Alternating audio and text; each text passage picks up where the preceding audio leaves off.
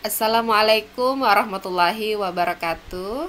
Selamat pagi anak-anak ibu sekalian. Bagaimana kabarnya? Semoga dalam keadaan sehat walafiat dan semoga selalu dalam lindungan Allah Subhanahu wa taala.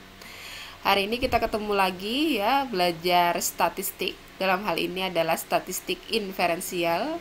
Namun sebelumnya alangkah baiknya kita berdoa ya, semoga materinya mudah dipahami dan apa yang kita lakukan bernilai ibadah di sisi Allah Subhanahu wa taala.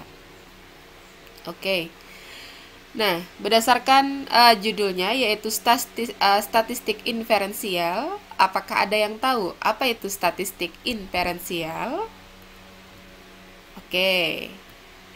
Nah, statistik inferensial ini adalah statistik yang digunakan untuk menguji hipotesis sehingga diperoleh kesimpulan yang valid. Nah, hipotesis tersebut diuji dengan rumus tertentu yang disebut dengan statistik uji. Nah, kita lihat ya. Kalau sebelumnya sudah belajar ya tentang statistik deskriptif, kita akan melihat apa sih perbedaannya statistik deskriptif dengan statistik inferensial. Nah, dalam statistik deskriptif bisa anak-anak ibu lihat ya. Di sini kan ada populasi ya. Kemudian dari populasi ini kan lalu kita ambil sebagian ya yang menjadi sampelnya. Nah, dalam sini dikatakan gitu ya, dalam contoh statistik deskriptif ini rata-rata kan adalah mu, simpangan baku ya, dengan simbolnya seperti ini, varians juga. Nah, ini adalah ukuran untuk populasi ya. Nah, kemudian ini adalah ukuran untuk yang sampel ya, rata-ratanya X bar, simpangan bakunya S, variannya S kuadrat. Nah, di sini ada kata seperti ini ya, bukan kata lambang ya. Ini berarti menandakan apa? Ukuran statistik yang ada di populasi ini tidak bisa digeneralisir atau tidak bisa disamakan gitu ya dengan ukuran yang ada di sampel. Nah, berbeda halnya dengan statistik inferensial. Nah, ketika ada sebuah populasi, kemudian kita ambil gitu ya sampel, di mana sampel ini diambil ya berdasarkan ukuran dalam skala sampel, kemudian kita lakukan uji statistik. Maka gitu ya, di sini dikatakan apa? Dia mengeneralisasi atau menginfer hasil yang didapat melalui pengujian sampel sebagai hasil yang berlaku umum pada seluruh populasi ya. Nah, jadi hasil yang diperoleh dari pengujian terhadap sampel ini, hasilnya itu bisa digeneralisasi atau berlaku umum untuk seluruh populasi. Nah, berbeda dengan yang deskriptif, ini tidak bisa berlaku. Oh, kalau ukuran yang untuk di sampel seperti ini, apakah kemudian yang di populasi juga sama? Tidak. Kalau untuk deskriptif ya, tidak bisa berlaku umum ukuran sampel terhadap populasinya. Gitu. Semoga bisa dipahami ya apa perbedaan statistik deskriptif dengan statistik inferensial. Nah, berikutnya, dalam kasus seperti apa kemudian kita menggunakan rumus statistik parametrik dan non-parametrik. Nah, maka ketika kita memiliki sebuah data, ya, data hasil belajar ataupun data minat siswa, motivasi siswa dan yang lainnya, nah kan kita akan melakukan yang namanya uji normalitas ya. Uji normalitas ini kan kita ingin menguji apakah datanya terdistribusi normal atau tidak. Ketika datanya terdistribusi normal, maka jatuhnya ke statistik parametrik. Ketika hasil pengujiannya menyatakan tidak terdistribusi normal, maka jatuhnya di statistik non parametrik ya. Itu salah satunya. Berikutnya, pada statistik parametrik, dia menggunakan statistik uji tadi dengan asumsi datanya adalah berdistribusi normal dengan parameternya seperti ini ya. Kalau non parametrik dia tidak berdistribusi normal. Nah, kemudian rumus statistik uji ini diturunkan dengan asumsi data berdistribusi normal. Nah, kalau pada statistik non-parametrik, ini tanpa asumsi data berdistribusi normal. Berikutnya kita akan membahas lebih jauh ya terkait dengan statistik parametrik. Kalau kita lihat dari sampelnya, ada yang 1 sampel, 2 sampel, atau bahkan lebih dari 2 sampel. Nah, pada yang kasus 2 sampel, maka ini terbagi lagi menjadi 2. Ada yang sampelnya bebas, ada yang sampelnya berhubungan. Nah, nanti akan kita bahas lebih lanjut yang seperti apa sih sampel bebas dan juga sampel berhubungan itu. Nah, kemudian kalau sampel yang digunakan atau yang diuji itu lebih dari 2 sampel, maka kita gunakan ANAPA ya, analisis variance. Nah, sebelum lebih lanjut kita bahas tentang uji statistik ya. Kita bahas dulu nih apa itu hipotesis, karena ini menjadi bagian penting ya sebelum melakukan uji hipotesis. Hipotesis statistik ini berdasarkan jenisnya ada 2, ada hipotesis alternatif dan juga hipotesis nol. Berdasarkan arah juga ada 2, yaitu ada yang berarah dan tidak berarah. Nah, hipotesis alternatif ya tadi seperti yang dicontohkan, yang ada di bagian sebelumnya ya. Itu merupakan rumusan hipotesis yang dirumuskan peneliti dalam penelitiannya. Nah, ini sebagai contoh ya, hipotesis alternatif biasa disimbolkan dengan HA atau juga pada referensi yang lain disimbolkan dengan H1. Terdapat perbedaan rata-rata hasil belajar dengan metode X dengan metode Y. Nah, ini adalah kalau kita buat dalam hipotesis statistiknya seperti ini ya disimbolkannya. Nah, kemudian hipotesis nol ini adalah hipotesis bandingan dari hipotesis alternatif yang akan diuji peneliti dengan menggunakan rumus statistik ya. Jadi ini adalah bandingan atau bahasa kita itu adalah lawannya. Kalau tadi bunyi dari hipotesis alternatif adalah terdapat perbedaan, maka pada hipotesis nol bunyinya berarti lawan dari terdapat perbedaan berarti tidak terdapat perbedaan. Rata-rata hasil belajar dengan metode X dan metode Y. Maka di sini simbolnya adalah sama dengan ya. Sampai di sini semoga bisa dipahami. Berikutnya ya di sini dicontohkan kan berdasarkan arahnya tadi kan ada yang 1 arah dan 2 arah ya. Nah, misal seorang peneliti ingin mengetahui rata-rata nilai siswa di suatu kelas. Di sini disebutkan hipotesis nolnya, H0-nya ya. Rata-rata nilai siswa sama dengan 70 ya, mu sama dengan 70.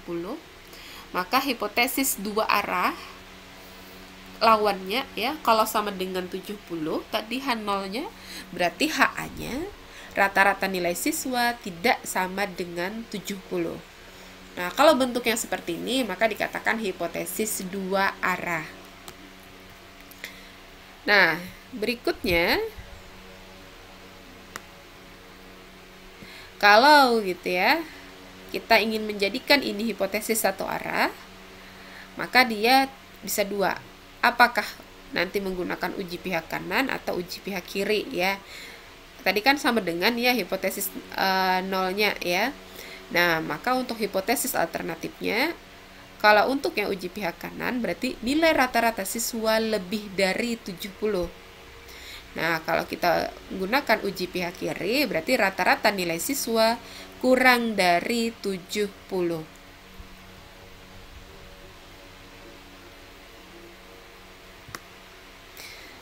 Nah, ini adalah bentuk rumusan hipotesis statistik untuk yang 2 arah ya. Jadi biasa bunyinya H0 tidak terdapat perbedaan. Berarti hipotesis alternatifnya terdapat perbedaan. Nah, kalau kita buat seperti ini ya dalam bentuk simbol statistiknya, maka H0 mu sama dengan 3, artinya tidak terdapat perbedaan ya. 3 ini hanya sebagai contoh saja ya. Kemudian HA berarti terdapat perbedaan, berarti mu tidak sama dengan 3. Kalau untuk uji 1 arah, H0-nya mu sama dengan 3, HA-nya mu kurang dari 3. Berikutnya, dalam kita melakukan uji hipotesis, yang pertama adalah kita harus menyatakan terlebih dahulu ya hipotesis alternatif dan juga hipotesis nihilnya. Kemudian tentukan apakah hipotesisnya berupa dua arah atau satu arah ya. Nah, kemudian kita terapkan atau tentukan taraf signifikansi yang digunakan 1%, 5%, atau 10%. Nah, baru yang berikutnya adalah memilih uji statistik yang digunakan. Nah, dalam melakukan uji hipotesis ya, nanti kita kenal yang namanya nilai statistik uji T. Kalau misalnya kita menggunakan uji beda ya, maka ini disebut dengan T hitung. Berikutnya kita akan mencari nilai T tabel ya. Nah, biasa untuk derajat kebebasannya, degree of freedom, itu nilainya N-1. Taraf signifikansi itu adalah alfa, biasa digunakan dalam ilmu pendidikan, ilmu sosial itu 5% untuk alfanya. Kemudian pengambilan keputusan dilakukan dengan cara membandingkan nilai T hitung dengan nilai T tabel.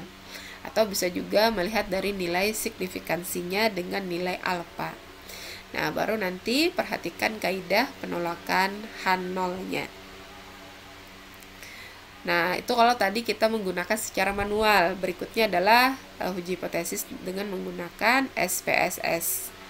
Maka ketika kita sudah menggunakan nanti SPSS ya, nanti yang kita lihat ada nilai signifikansinya, kita bandingkan dengan nilai alfanya. Nah, berikut adalah wilayah kritis untuk uji satu sisi ya, bisa kita lihat di sini. Yang daerah yang berwarna ungu ini adalah daerah penolakan H0 ya, seperti itu. Kemudian ini untuk yang uji dua sisi. Kalau dua sisi ya, bisa kita lihat ini setengah alfa, ini setengah alfa berikutnya. Yang bertanda ungu ini adalah daerah penolakan H0. Nah, ini lebih rinci lagi digambarkan wilayah kritis berdasarkan grafik distribusi normal ya. Berikutnya, uji perbandingan statistik parametrik dan non-parametrik. Nah, kalau dia tadi adalah satu kelompok atau satu sampel, maka uji parametrik yang kita gunakan adalah uji T. Kalau ada dua sampel ya yang dia berhubungan, kita gunakan uji T berpasangan. Kalau non-parametrik namanya uji tanda Wilcoxon. Kalau sampelnya bebas, kita gunakan uji T saling bebas. Kalau non-parametriknya kita menggunakan Mann-Whitney. Kalau lebih dari dua kelompok atau dua sampel, kalau dia saling bebas ANOVA satu arah ya. Kalau dia non-parametrik menggunakan Kruskal-Walsh. Berikutnya adalah uji normalitas dengan Kolmogorov-Smirnov ya. Kita menggunakan SPSS. Nah, yang pertama tadi kita nyatakan dulu hipotesisnya, di mana H0-nya data apa, nanti data apa yang kita analisis ya, hasil belajar kah, berarti kan data hasil belajar berdistribusi normal. HA atau hal hipotesis alternatifnya ini adalah tadi lawannya, berarti data tidak berdistribusi normal. Kemudian kita buat kaidah penolakannya ya, di mana tolak H0 jika nilai signifikansinya kurang dari 5%, berarti kurang dari 0,05. Nah, seperti ini ya. Ini dicontohkan adalah uji normalitas data konsumsi kalori harian. Nah, ini adalah output dari SPSS-nya. Di sini bisa langsung kita lihat nilai signifikansinya ada di bagian paling bawah ya. Sini diperoleh 0,093. Nah, nilainya itu lebih besar dari 0,05. Berarti H0-nya diterima. Kalau H0-nya diterima, lihat apa bunyi H0. Data konsumsi berdistribusi normal. Nah, maka itu adalah kesimpulan dari uji normalitasnya. Dan di sini sebenarnya kita bisa lihat ya, di output SPSS-nya juga terlihat test distribution is normal. Nah, itu yang bisa Ibu sampaikan, semoga bisa dipahami dan bermanfaat ya. Selanjutnya kita akan mengerjakan bagaimana uji normalitas menggunakan SPSS. Demikian, wassalamualaikum warahmatullahi wabarakatuh.